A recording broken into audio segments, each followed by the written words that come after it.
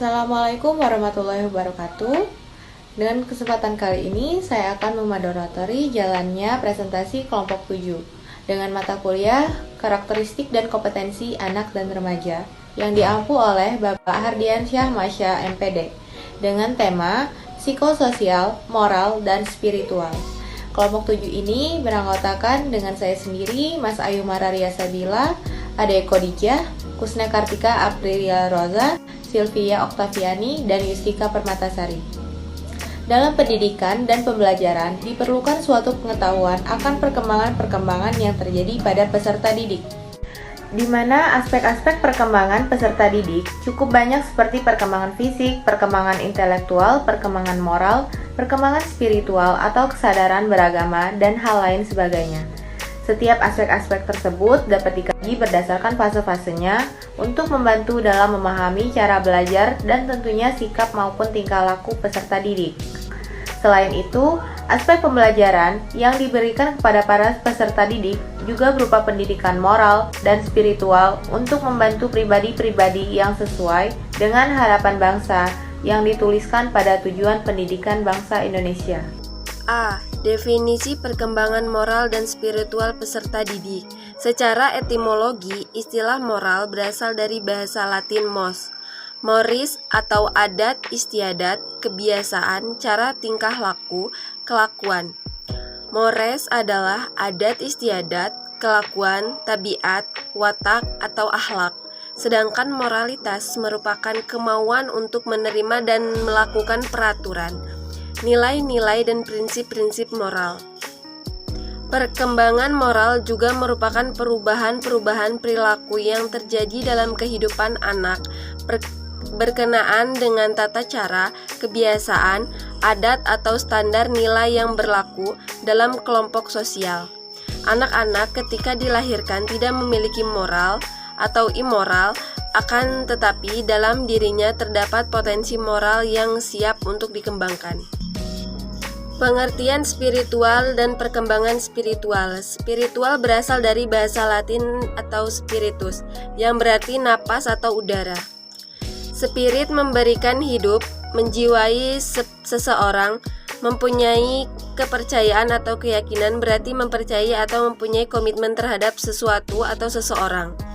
Konsep kepercayaan mempunyai dua pengertian. Pertama, kepercayaan didefinisikan sebagai kultur atau budaya dan lembaga keagamaan seperti Islam, Kristen, Buddha, dan lain-lain.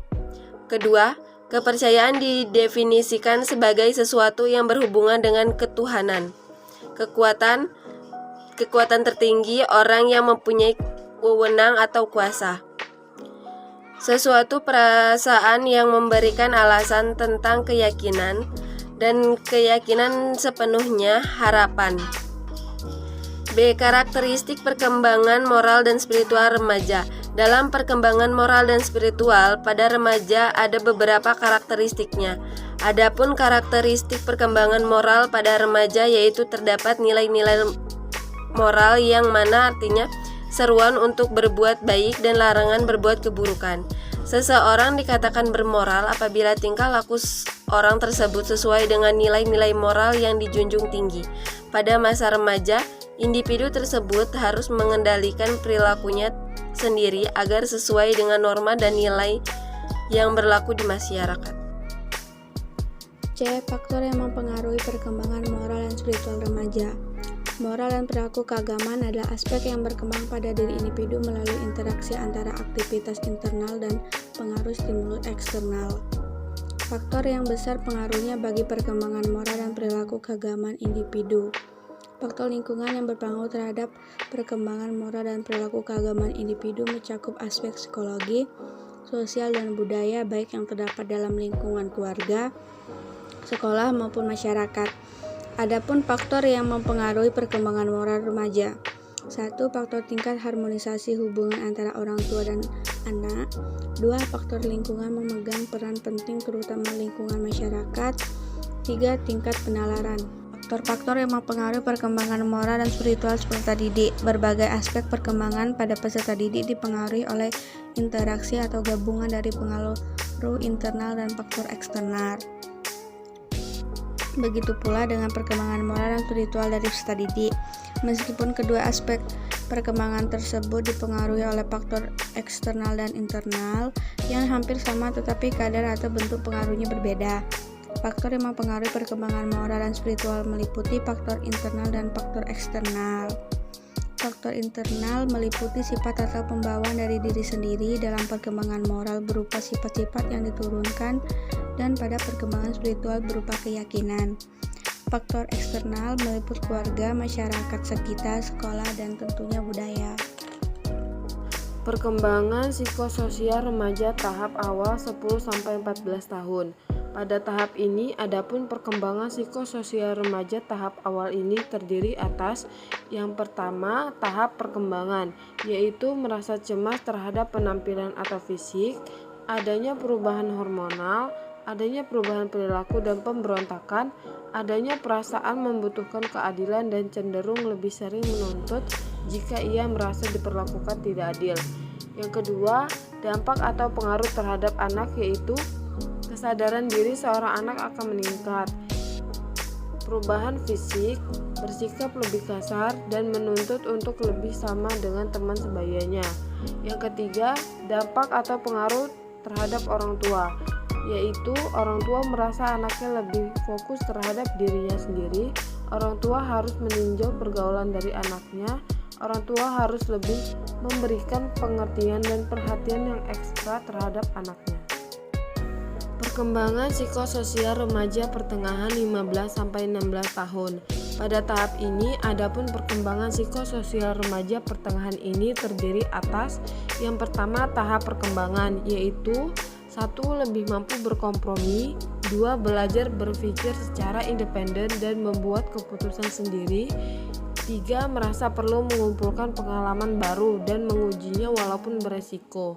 Yang kedua, dampak terhadap anak meliputi 1. Lebih tenang, sabar dan lebih bertoleransi, 2. Dapat menerima pendapat orang lain meskipun berbeda dengan pendapatnya sendiri, 3. Cenderung merasa dirinya mampu akan sesuatu yang dihadapinya.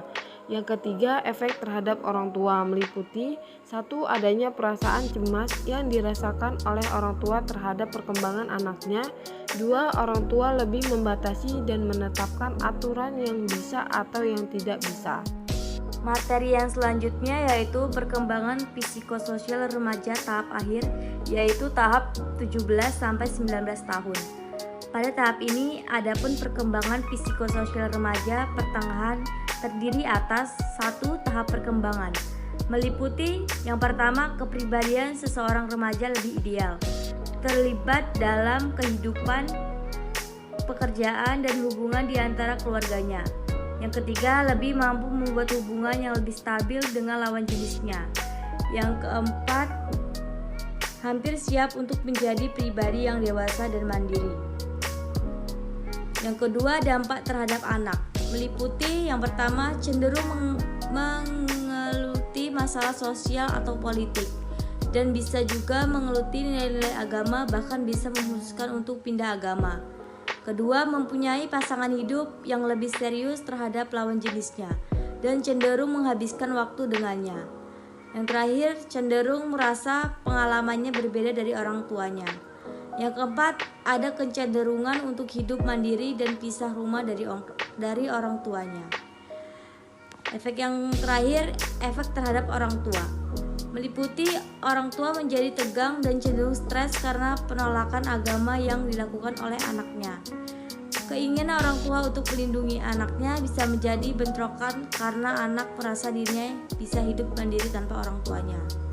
Orang tua mungkin masih memberikan dukungan finansial kepada anaknya karena dianggap belum terlalu mampu untuk berdiri sendiri. Mungkin hanya ini materi yang dapat kami presentasikan. Apabila banyak salah-salah kata, mohon dimaafkan. Saya sebagai moderator izin undur diri. Terima kasih. Wassalamualaikum warahmatullahi wabarakatuh.